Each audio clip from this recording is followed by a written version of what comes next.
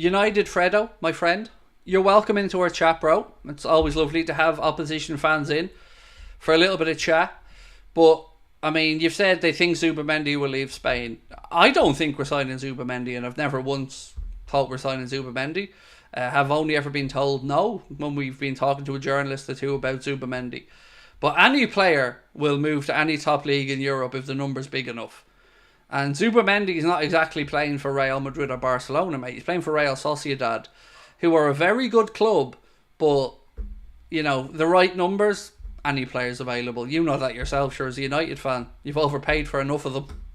You went 30 years without a top league title. Bet it won't take us that long. It took you 27 before your last one, genius. It's not exactly like out of realms of possibility. I remember singing 27 years and you've never won the league. Look, mate, you don't believe the shite that you're writing. Stop trying to come in and convince the rest of us that we're scared of United. We are not in the slight bit scared of the shit show at Old Trafford. Focus on yourselves, enjoy the Europa League, take care of Ten Lasso. We'll see when he gets fired halfway through the season. I'd be more concerned, mate, if I was you, about everybody getting fired and sacked because Jim wants to save money. So, you know, I'd be more concerned about that if I was you than worrying about Liverpool, because I can promise you, there's not one person in our chat from a Liverpool perspective who has any concern about Old Trafford or the shit show that's going on there. Not one. Even your own hardcore fans, former players, everybody knows you're not ready for a title charge or anything yet. So don't worry about us. We're good. We'll take care of Liverpool. You just worry about the laughing stock that Ten Lasso was turned United into.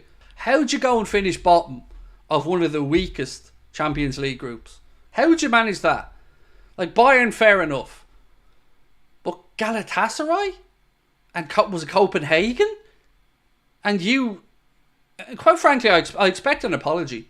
I expect a fucking apology on behalf of you to the rest of the Premier League for ruining the coefficient between the state of your performances in there. Quite frankly, mate, I think you owe us all an apology. You know, you could have cost the Premier League a Champions League spot because you couldn't even finish third in the group. Let that sink in now. Third in a shit group. Third. Couldn't even get that. Highlight of your season was a win against us. Or, sorry, no, it was the win against Man City in the FA Cup was the highlight of your season. Sorry, I'm getting confused there, going back through the years. Just stop. Like, and also, 7-0. Forever. And ever. And ever. And no matter how many times, it's always going to come back. 7-0. 7-0. And you, gobshites, sat back and allowed him to let that happen. 7-0. And you, seeing your captain and Fernandez and the rest of the club just rolling around like little whiny bitches. 7-0. 7, not 2, 3, 7. It was... I mean, I won't lie to you, mate. I had to get the tissues. It was that exciting for me. Imagine going to your greatest rivals and your players rolling over like little bitches and losing 7-0. And still not sacking the manager. And I'm supposed to sit here and be cowering in my boots about Manchester United for this season. Go on, mate. Do me a favour. You don't even believe the shit you've been writing for the evening. But I will say thank you for making me smile, because every time I get angry about FSG or every time I get annoyed about a lack of transfers, I remember that money you spent on Anthony, and I remember the money that your manager spent on some of those absolute car crash signings. And I remember it could have been worse.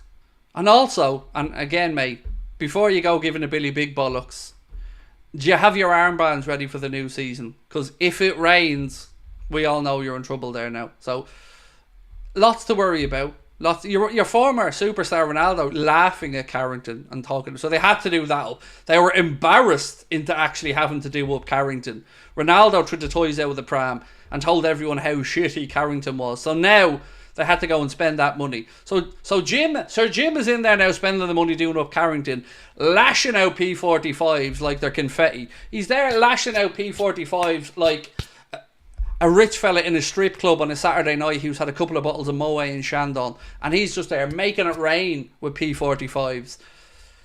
And we're supposed to be cowering. And before that, we also... And this wasn't in Ted Lasso's time now, but imagine making Harry Maguire the world's most expensive defender.